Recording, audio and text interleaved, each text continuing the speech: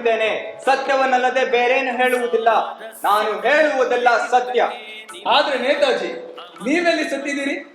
ನಾವೆಲ್ಲ ಸತ್ತಿರೋದಕ್ಕೆ ಒಂದು ಪ್ರೂಫ್ ಇದೆ. ನಮ್ಮ ಮೃತದೇಹ ಕಣ್ಣೆದುರಿಗೆ ಇತ್ತು, ಅದನ್ನು ಮಣ್ಣು ಮಾಡಿದ್ದಾರೆ. ಆದ್ರೆ ನೀವು ಯಾಕೆ ಮುಖ ಓದಿಸ್ಕೊಂಡು ಕೂತಿದ್ದೀರಾ? ನನ್ನ ಮೇಲೇನಾದ್ರೂ ಅಸಮಾಧಾನವೇ? ಚೇಚೆ, ನನಗೆಂತ ಅಸಮಾಧಾನ? ನಿಮ್ಗೆ ಗೋಡ್ಸೆ ಗುಂಡಿಟ್ಟು ಕೊಲ್ಲುವ ಮುನ್ನ ನಿಮ್ಮ ಜೊತೆ ಅರ್ಧ ಗಂಟೆ ಮಾತನಾಡಿದ್ದು ನೆನಪಿದ್ಯಾ ಬಾಬಾ? ಹಾ ಹಾ ಹಾ ಹಾ ಹಾ ಹಾಗೆಂದ ಮಾತ್ರಕ್ಕೆ ಆತ್ಮಸಾಕ್ಷಿಯ ಕಟಕಟೆಯಲ್ಲಿ ಸುಳ್ಳತ ಹೇಳಿ ಪಜಿಸಿ ಕೊಡೋದಕ್ಕಿಂತ ಎಲ್ಲವನ್ನ ಕಾರಿಕೊಳ್ಳೋದೇ ಲೇಸು. ಕಟು ಸತ್ಯ. ಮಿಸ್ಟರ್ ಗಾಂಧಿ, ನಿಮ್ಮ ಹಿರಿಯ ಪುತ್ರ ಹರಿಲಾಲ್ ಗಾಂಧಿ ನಿಮ್ಮ ವಾರಸುದಾರನಾಗಬೇಕಿತ್ತು ಅಲ್ಲವೇ? ಆಗಬೇಕಿತ್ತು, ಆಗಲೂ ನಾನೇ ಬಿಡಲಿಲ್ಲ. ಮಹನೀಯರೇ, ನೀವು ಹೇಳುವುದಿಲ್ಲ ನಿಜವೇ ಆದರೂ ಸತ್ಯ ಬೇರೆನೇ ಇದೆ. ಹೌದು ಹೌದು, ಈ ಗಾಂಧಿ ಯುಗ ನೆಹರೂಯಿಸಂ ನಮ್ಮನ್ನ ಎಲ್ಲಿಗೆ ತಂದು ನಿಲ್ಲಿಸಿದೆ ನೋಡಿ. ಈಗ ಬುದ್ಧಿಜೀವಿ ಎಂಬ ಹೊಸ ತಳಿಯ ಉದಯವಾಗಿದೆ. ಮಹಾಸ್ವಾಮಿ, ಬ್ರಿಟಿಷರು ಬಂಗಾಳ ವಿಭಜನೆ ಮಾಡಿದಾಗ ಕಾಂಗ್ರೆಸ್ ಒಪ್ಪಿಕೊಂಡಿತ್ತು. ಆದರೆ ಕ್ರಾಂತಿಕಾರಿಗಳು ಸಿಡಿದೆದ್ದಿದ್ದರು. ಇದರಲ್ಲಿ ನನ್ನ ಪಾಲು ಇದೆ. ನನ್ನನ್ನು ಅಂಡಮಾನ್ ಜೈಲಿಗೆ ಅಡ್ಡಲಾಗಿತ್ತು. ನಿಜವಾಗಿಯೂ ಸರದಾರರೇ, ಉಕ್ಕಿನ ಮನುಷ್ಯ.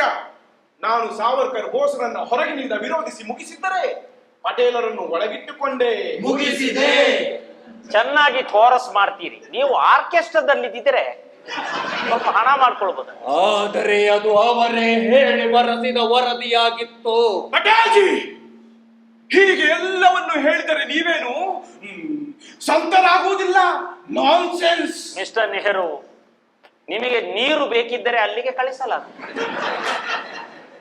ನಾನು ಸ್ವಾತಂತ್ರ್ಯಕ್ಕಾಗಿ ಹೋರಾಡಲಿಲ್ಲ, ನಿಜ. ಸ್ವಾತಂತ್ರ್ಯ ಸಿಕ್ಕರು ನಮ್ಮಂತ ದಲಿತರು, ಶೋಷಿತರು, ಅಸ್ಪೃಶ್ಯರು ಅದೇ ಹೀನ ಬದುಕನ್ನು ಬದುಕುವುದಾದರೆ ಅಂತಹ ಸ್ವಾತಂತ್ರ್ಯ ಸಿಕ್ಕಿ ಏನು ಪ್ರಯೋಜನ? ಅತ್ಯಾಚಾರದ ನಂತರ ಕಬ್ಬಿಣದ ರಾಡದಿಂದ ನನ್ನ ಮರ್ಮಾಗವನ್ನು ಚುಚ್ಚಿ ನನ್ನನ್ನು ಕೊಂದು ಹಾಕಿದರು. ತೀರ್ಪು, ಈ ತೀರ್ಪು ಎನ್ನುವುದು ನನ್ನ ಶಕ್ತಿಗೆ ಮೀರಿತು. ನಾವು ಯಾರೂ ಈ ಭೌತಿಕ ಪ್ರಪಂಚದಲ್ಲಿ ಇಲ್ಲ. ಆದ್ದರಿಂದ ತೀರ್ಪನ್ನು ನಾನು ಕೊಡಲಾರೆ. ಈ ತೀರ್ಪನ್ನು ಈ ಮಹಾಜನತೆಗೆ ಬಿಡೋಣ. ದೇವಗೆ ಪ್ರಾಣದೇವಿಗೆ ಸೇವೆಯಾಗಲಿ ನಾಡಿಗೆ, ಮೃತ್ಯು ಭಕ್ತ್ಯನು ಹಿಂದೂ ಭೂಮಿಗೆ, ಮರಣ ಕಾದಿದೆ ಸಾವಿಗೆ, ಮರಣ ಕಾದಿದೆ ಸಾವಿಗೆ.